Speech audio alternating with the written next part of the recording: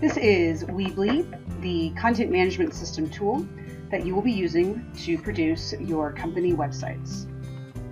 The first thing you're going to do is go to students.weebly.com and enter the username and password that I provided to your group.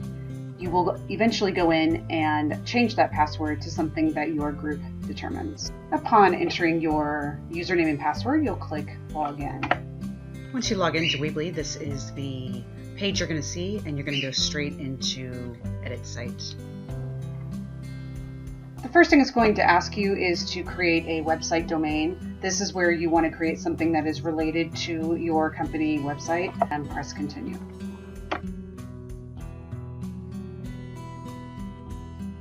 So right away you are in the sort of template version of the site, and the interface has a couple of features. Build is where you actually use all of these different widgets or features that you can use to create titles, text, dividers, buttons, video, audio, and other features.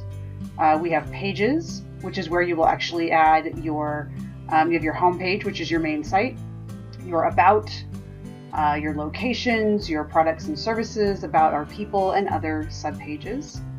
Theme is where you're going to go in and actually figure out what your color scheme and font scheme is going to be. As another aspect of this initial process is your settings. I have named mine 310 Test Company Site. You will want to change your site title.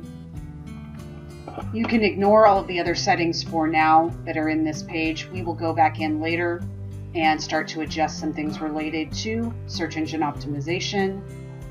And whether or not you have a blog will depend on whether or not you chose it as one of your social channels.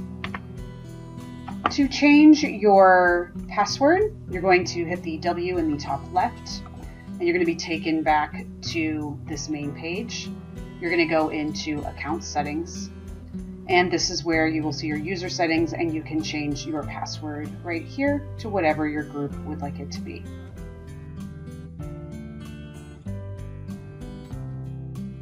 So let's go ahead and click on Theme. So over on the left-hand side, you have 3 tabs: Change Theme, Change Fonts, Change Background. So going back to your color scheme and your font scheme from your original visual identity for your company, this is where you can actually make some decisions on matching fonts for your site titles, for your navigation menu, certainly things like phone number, headline, and subheads. You also have the option to change your background if you want it to be an image or solid color. You can use one of the many in the image bank, or you can upload your own image. You're also going to adjust your theme. Here in the theme gallery, you have several choices to choose from that really come down to personal preference, your wireframes, and what you think is the best theme to meet the needs of your company and to put you guys out there in the way that you really want from a branding standpoint. Once you select your theme, it's going to bring in the very generic initial setup of the template you've chosen. You can go in here and edit your image, and this is where you can again use the photo bank that is provided or upload your own. As I'm playing with the main page image, I'm also playing with sort of how the font treatment is. Know that you can also input a logo instead of copy. Looking at the button text, you have a couple of options here. You can change the style if you want it to be a little bit smaller, maybe. You can have it linked to an email, a file, a standard page within your own pages, or another URL.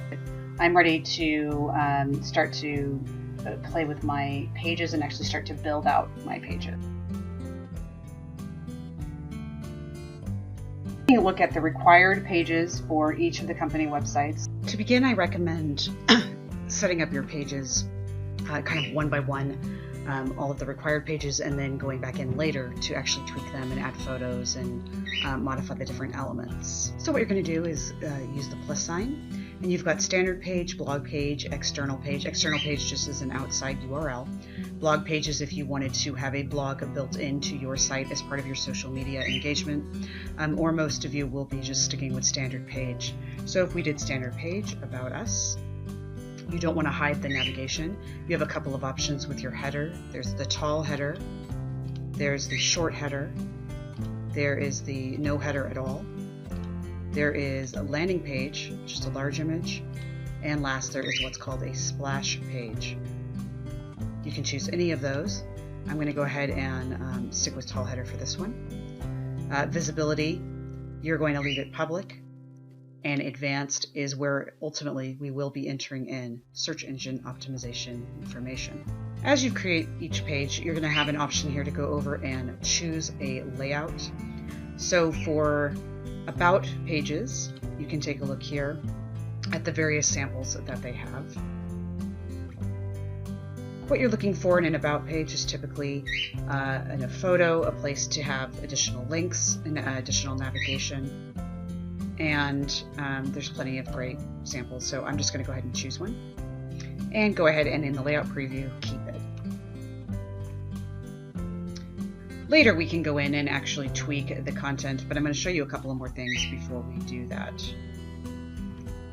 Before we go any further, I also want to make sure that you publish your site. This is also your opportunity to share on your social channels as you actually start to develop your sites and get out the word about your site. But for now, you can leave it and not only share on Facebook and Twitter as you choose. Also, as you go along, as you're developing, you're going to want to save. And what that's going to show you right here is you've got home and about us. And so as you create pages, you will see them show up on your navigation pane as well. Let's go ahead and create the next one, which is going to be products and services. I'm going to choose maybe a short header. And also remember, I can go in and modify these images, change my copy, just like you could with your home page. Once again, we're going to choose layout, and this time I'm going to select services. So this is another opportunity to do sort of a laundry list of different services that you have within your organization. And even though these templates are set up as sort of pre-form, we can modify them, and I will show you how to do that in a little bit.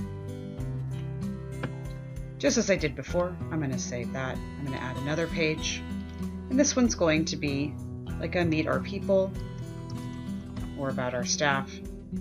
I'm going to go with maybe no header on this one. I'm in the choose layouts again, about, and this is one where I might want to actually choose this one that has the photos, because it is part of my expectation that you guys will have an about our people page where you will feature your team members on your group.